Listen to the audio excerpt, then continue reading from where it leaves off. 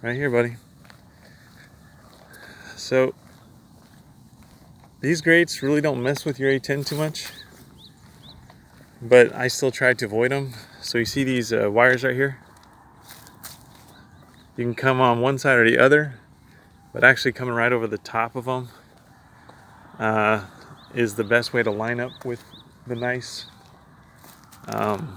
runway, or the nicest part of the concrete, you know. Use that without term loosely. Yeah, exactly. Without getting too much into the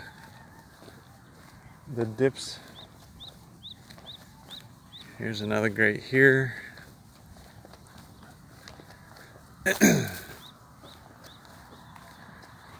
And as you can see,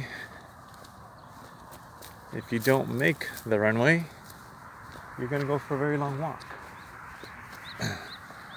Go down here to the rice paddies.